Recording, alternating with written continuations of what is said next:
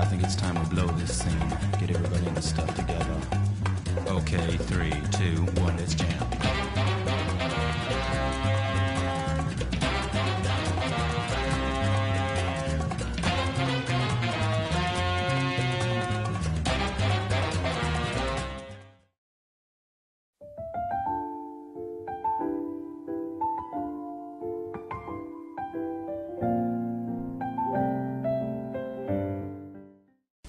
Me and you and me, no matter how they toss the dice, it had to be.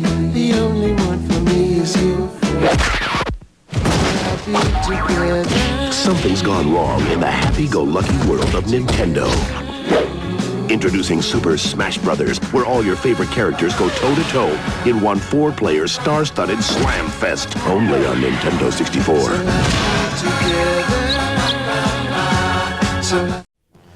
Back in the early days of video game controllers had one of two things on them used for movement and menu selection.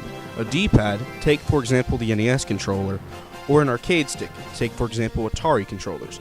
And while they worked good for two-dimensional games, they really didn't work that well with games played in a 3D environment.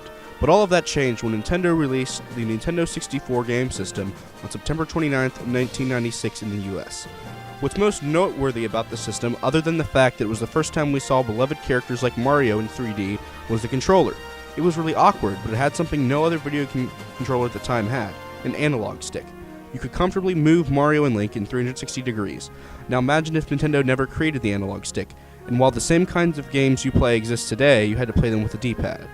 Try playing Assassin's Creed or Call of Duty on an 8-directional D-pad. Not a fun time.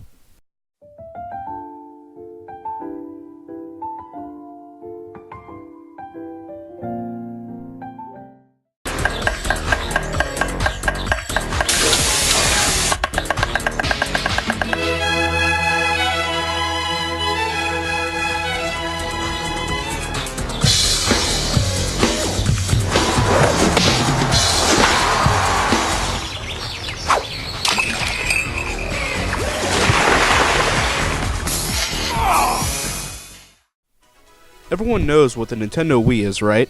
Most people would know it as that thing that lets you play video games by swinging a little white remote. You'd call up Mom and Pop on the phone, invite the whole family, and get together and play some bowling on Wii Sports. Or maybe you're a solo gamer and you jumped around with Mario in Super Mario Galaxy. Well, regardless of how you played it, I'm almost willing to bet that you had fun with the Wii. That's right, you. Chances are you or a family member or a relative owns or owned a Wii. After all, there are over 101 million of them floating around. That's right, as of today, more than 101 million Wii consoles were sold at retailers. That's more than the PlayStation 3 and Xbox 360. And the Wii is the 5th best-selling video game system of all time. In fact, it has the 2nd best-selling video game of all time, losing only to Tetris when you add up all the countless mobile phone and console ports of the game, Wii Sports. Wii Sports, which came bundled with the majority of Wii consoles, has sold over 82 million copies.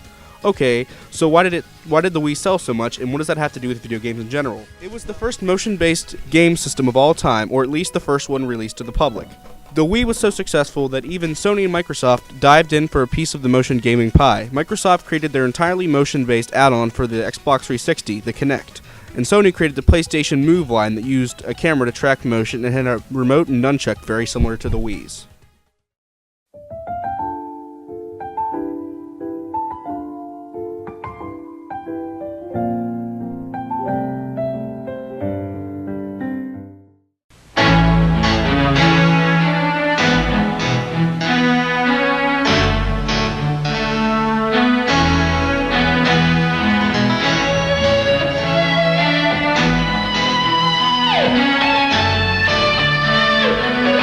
You don't stop playing because you get old.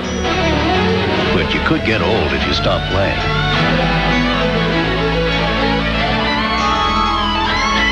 Game Boy from Nintendo.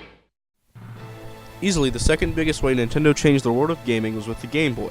Invented by the late Gunpei Yokoi, veteran product designer at Nintendo, and released April 31st, 1989, the Game Boy revolutionized the handheld market. But why was it so successful, you may be thinking? I mean, it was in black and white. Well, those are some of the exact reasons why the Game Boy became successful. Because it didn't have full color, it was cheap. In fact, it only retailed for $89.99, which is around $170 in today's money. In comparison, the Sega Game Gear, released 2 years later, had full color but costed $149 or $263 today. The Game Boy was also made cheaper by having consumers powered with 4 AA batteries, which could last anywhere from 10 to 30 hours. Nintendo taught game companies that gaming on the go didn't need to be this big fancy thing to be successful.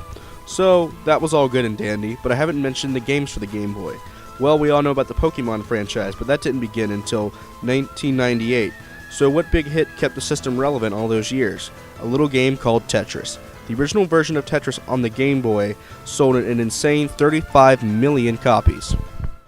Then in 1989, Nintendo followed up the NES system with the Game Boy, which was the first portable gaming system out there. I mean, prior to that, there were the electronic football games and handheld baseball games, but they were just little red dots on the black screen. Suddenly, in '89, the Game Boy comes out. It was a monochrome display. You had 2 colors. And the graphics, they weren't outstanding, but compared to what came before, they were fabulous. More importantly, it came standard with the game Tetris, which was probably still to this day one of the most addictive games ever. It was a huge seller in the Christmas of 1989. I was working at KB Toys in the mall at the time. We couldn't even keep them on the shelves. People were constantly waiting for new stock to come in because they wouldn't even last a day. They were selling out so fast. And the impact of the Game Boy is still feeling it today. That was a precursor to the games on cell phones nowadays.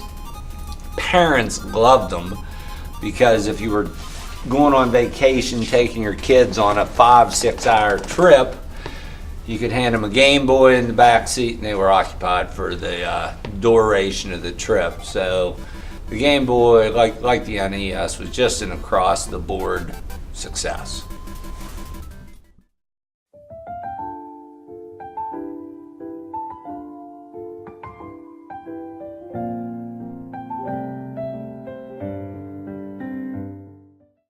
Did you see the latest Nintendo newsletter? Whoa, nice graphics. I'd like to get my hands on that game. You mean you haven't played it yet?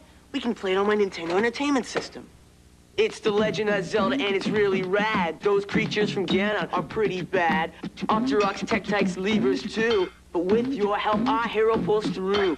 Yeah, go Link, yeah, get Zelda.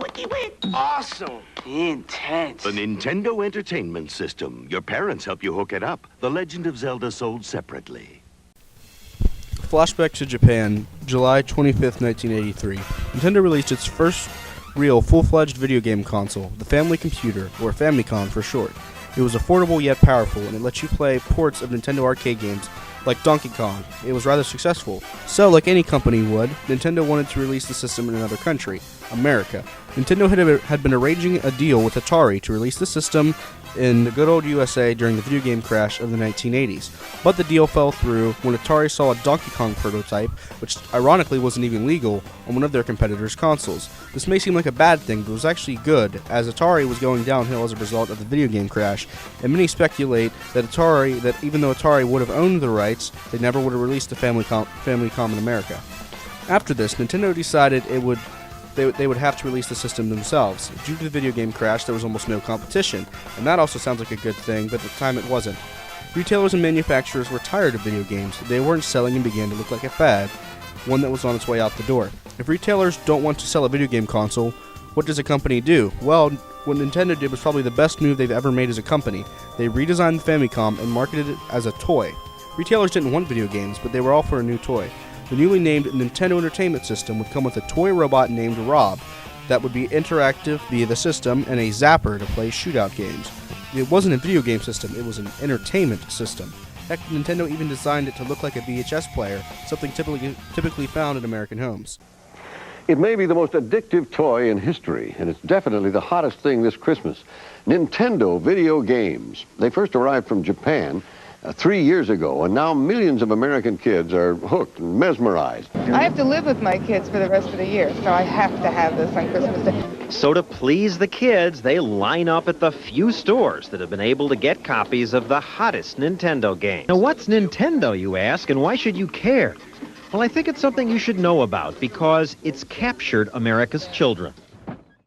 The company's strategy paid off, and after a successful test run in New York City, one in which the system sold out, Nintendo released the NES worldwide in September of 1986. It went on to sell 61.91 million units worldwide. Prior to the NES, the only option was the Atari 2600 and the Intellivision game. A friend of mine had that one. It was pretty good. But the big difference was from the Atari to the NES. The Atari relied, its interface was a joystick and one button. And in terms of graphics, everything was square. So if you played Pitfall, Harry's head was square. Everything was square. But then the NES system came along in '85. It introduced the first controller with an A and B button. You had your D-pad, which is still in use today on both Xbox and PlayStation. The 2-button system is going to 4-button now, of course, but the NES was the first with that sort of control pad. More importantly, the graphics on the NES were huge. They got away from the square, everything being square. You know, Super Mario's head kind of looked like a person, and more importantly, the game Super Mario Brothers was huge. The first Super Mario Brothers was, you know, with the side-scrolling, you know, jumping and kind of puzzle solving. That was really the first game like that, and it was a huge hit. Pitfall was a side-scrolling game, but it was just repetitive, the same thing over and over again. You know, once you figured out how to get over the crocodiles, you were good. But the NES and Super Mario Brothers brought all new challenges to the video game world. People were instantly hooked.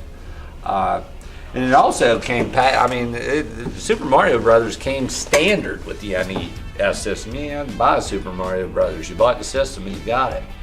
And it also had the game Duck Hunt on there, which introduced the gun interface, which people were crazy about. You were seeing that on some arcade games at that time, but Duck Hunt was the first game that brought the gun controller into the home. So that was completely new. So the across the board, the NES system was incredibly innovative. And really, in my opinion, it still stands up today. I mean, if I had an NES system, I'd probably still play it. But that's the system that Sega Genesis built upon. PlayStation 1, 2, 3, and 4 all owe a debt to the NES system, and so does Xbox. We're still feeling that influence today.